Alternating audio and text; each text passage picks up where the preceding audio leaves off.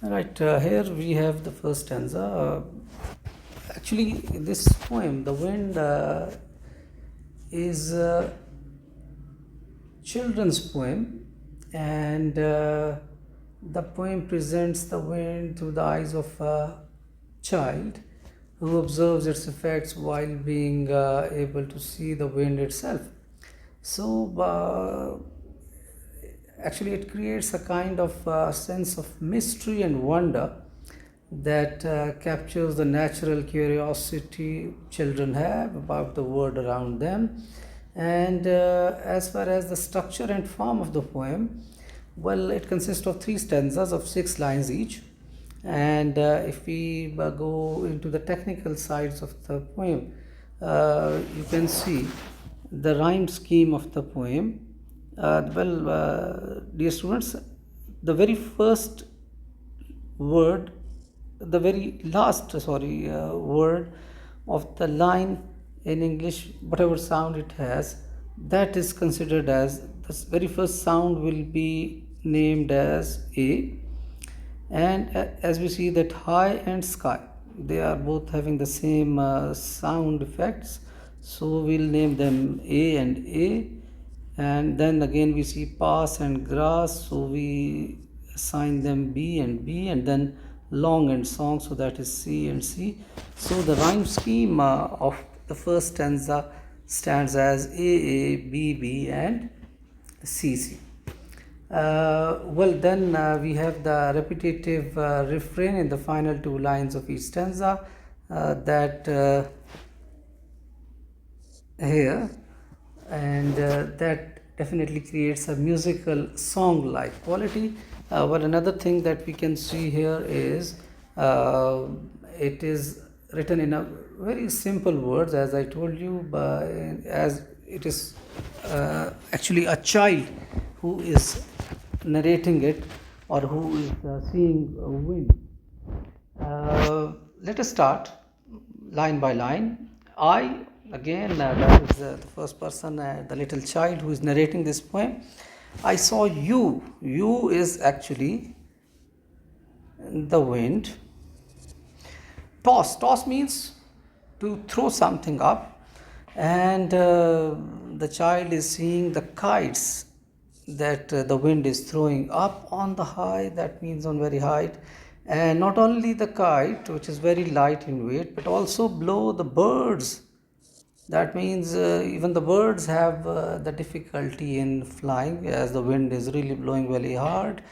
And all around I heard you pass. Obviously, we cannot see the wind, but we can feel it when it passes through us. So he is physically feeling it when it passes, like lady skirts across the grass. And as when the ladies are wearing long skirts and they walk on the grass, so as the grass actually is rubbed against the skirts and it is moved in the same very way, he can feel the presence of wind that is passing through. Oh wind, as I told you, this is repetitive refrain in the last 2 lines. So it is blowing all day long, oh wind, that sings so loud a song. So the little child, a curious one, he is not disappointed, he is not feeling sad, rather he is quite curious, he is quite adventurous, and he is quite optimistic as well, that in that roaring sound of wind he can hear a loud song as well. So that is how a child perceives the wind. Now, what are the literary devices that are being used in this first stanza? The very first is personification. Well, I have a detailed lecture on the literary devices or the figures of speech that are being used in this poem. So you can listen to that lecture as well. But here I will just hint about it. Well, it says it tosses and blows bird, it sings. So it means that the poet is giving the human qualities to the wind, and that is exactly what we call as personification. Secondly, the poet has also used imagery here. He says, you toss the kites on high or blow the birds about the sky. Well, actually, sing so loud in the first two cases means the toss the kites on high and blow the birds about the sky. There is visual imagery. We can imagine, we can see if we have that imaginative power with us. Well, now we are going to start with the second stanza of the poem. And actually, the speaker is addressing the wind directly in this poem. And we are going to see what are the things the poet has said to the wind directly. Well, the poet is saying the effects of the wind on the surroundings. As he said, I saw the different things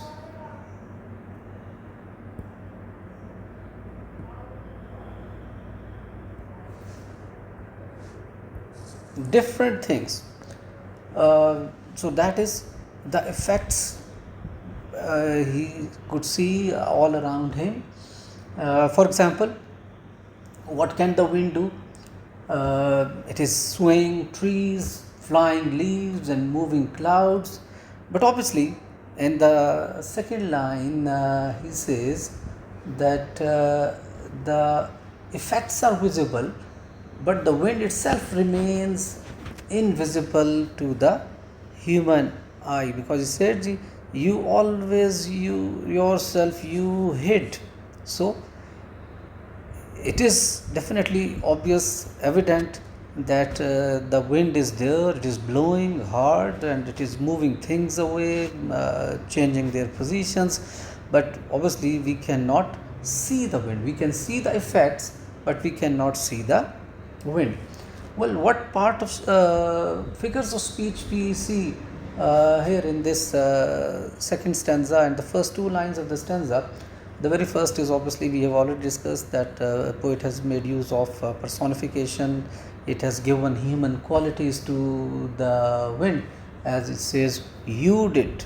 So it means the poet is addressing the wind as a human being. So it means as if it is deliberately acting and performing all these tasks. That means the wind is. And secondly, we may say that the poet is addressing or speaking directly to the wind as if it were a person. So that is the use of apostrophe, that is addressing an inanimate object. And in the second line, we see there is a paradox. You always are there, but you hit. It means the wind is active and powerful, but yet it is unseen, creating seeming contradiction, we may say. So that is how the first two lines can be explained.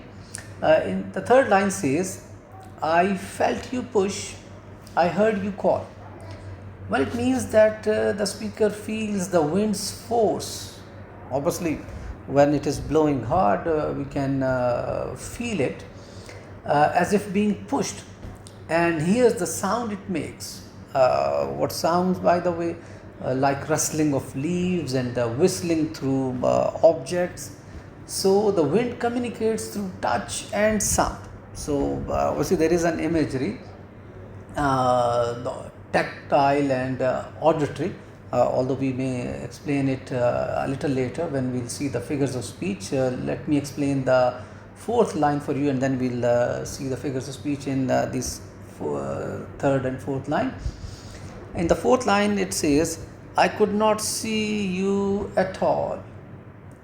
So, as a child, he's showing his helplessness. Despite feeling and hearing it, the speaker cannot actually see the wind. that is highlighting its invisible nature. So, the mystery, the curiosity of a child, that is still very much there. And well, we've already talked about the personification, as it is pushing and calling, so the human qualities have been attributed. I've already hinted that imagery is here, both tactile and auditory, as it creates a sensory image, the touch, and hearing, that is call. And in the fourth line, there is a contrast between the wind's noticeable effects and its invisibility.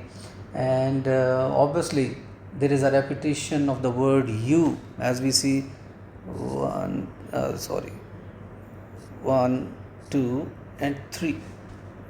Although in the first four lines he has this word you almost exactly the 6 times. So this repetition is very much there. So what effect does it have? It actually emphasizes the direct address and the relationship that is being developed between speaker and the wind.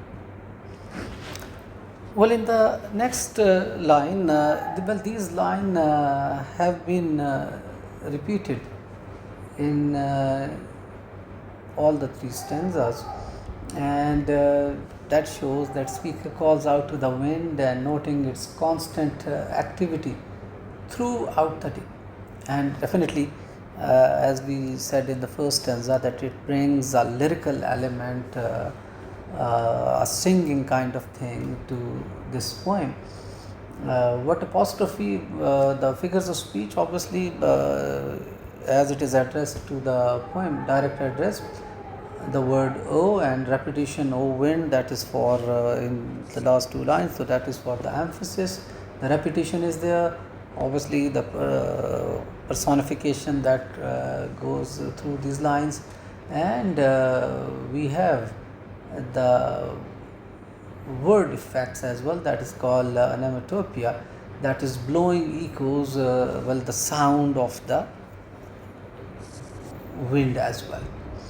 So overall, there is a wind sound, whistling, rustling, howling, and that is compared to a loud singing. So that is how this stanza can be understood. And we need to understand that there are a lot of figures of speech, like personification, that is running throughout the poem. Then it says we have the imagery as well, and there is a repetition, and finally the stanza ends on an exclamation mark, which shows the speaker's emotional reaction to the wind's power. Well, dear students, we are going to start with the third stanza here, and it starts with an apostrophe, that is OU. That means again the poet is addressing the wind directly, and it says that it is so strong and cold. So that shows that the poet is noting its strength and chill, the effect it's created. And actually it shows both admiration and awareness of the wind's power, that it is very strong and it is very cold, that it can do anything. And as I said, the line starts with an apostrophe, that is direct address to the wind. And obviously, as he's saying you, so that is the use of personification, that is giving directly the human traits, the traits like strength and coldness. And obviously there is an imagery as well, the cold, which appeals to the sense of touch. And in the second line again, it starts with an apostrophe, as it says, "O blower." So again, we see that the poet has made use of an apostrophe in the beginning by addressing direct to the wind. So and actually the poet imagines the wind as a living being, and as a young child is wondering what is the age of this blower that is blowing all day. So as we have said, that there is a sense of curiosity or imagination throughout this poem. So here again in the first two lines, the child actually, as the poet is representing, he is creating a sense of awe and kind of curiosity, that the wind is such a strong and cold being. And in the second line, he is wondering about the age of the poem, suggesting the curiosity about its origin and nature. Well, again, the personification, that is very much there. When you say you are young or old, so obviously that is the made use of personification, but regarding the age. And then there is actually a rhetorical question, that is no answer is expected. Moblor, are you young or old? So obviously we do not need, or we do not expect any answer, but actually it shows the poet's wonder and imagination. Well, in the third line, we see that the poet is again asking a question: are you a beast of field and tree? So, actually, here in a very playful mood, the poet is asking if the wind is like a wild animal. Beast means wild animal that is roaming about in nature, in the fields and trees. And in the second line, he says, actually, or just a stronger child than me. The poet wonders if the wind might be like a child, but obviously, as he's not that strong, obviously, then the wind is stronger than the poet, which suggests playfulness and comparison between human energy and the wind's force. And obviously, we all know that wind is a lot powerful, forceful than a young child. So in these two lines, dear students, we come across the metaphor again, the comparison of wind to a beast, and that is a direct comparison. Are you a beast? So that makes it a direct comparison, which means a metaphor. Personification, obviously, that is imagining the wind as an animal-like creature. Obviously, the imagery is very much there, the visual and movement, which creates a picture of something wild moving through the nature. And definitely there is a contrast as well. When poet says the poet's weakness, he shows he's a stronger child than me. That means the comparison or contrast is made between the poet's weakness and the wind's strength. And so that is how the two lines, means the third and fourth line, goes. And now we move on to the last two lines of the poem, which is again a repetition, as we see that O wind,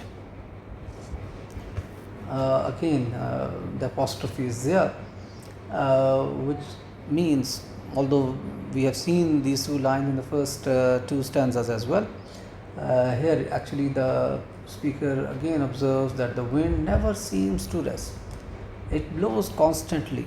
There is a constant blowing of wind that has been observed, so it never takes rest. It is blowing all day long. And in the last line, again, we can explain that the sound of the wind, the rustling leaves, the whistling or howling, and that is imagined as a loud sound, because it creates a lot of noise when the wind is blowing or crossing these things.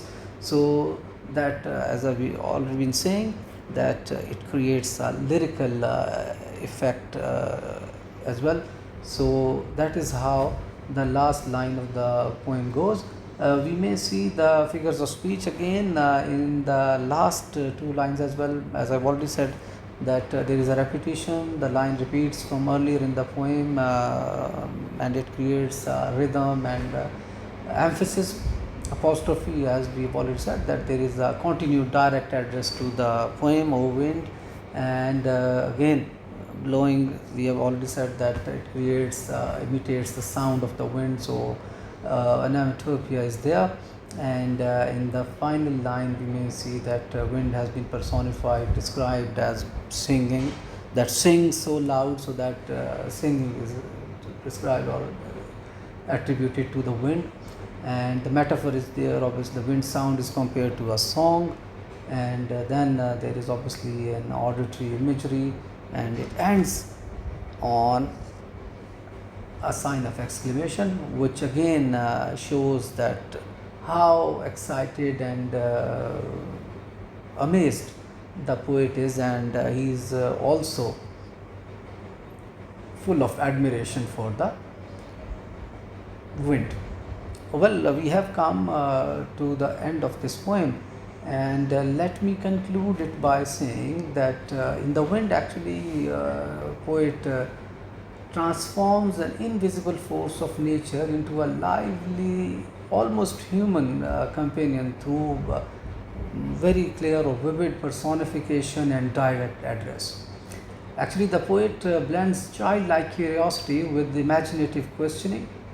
Portray the wind as at times a playful child, at times a wide and powerful beast, and at times an untiring singer.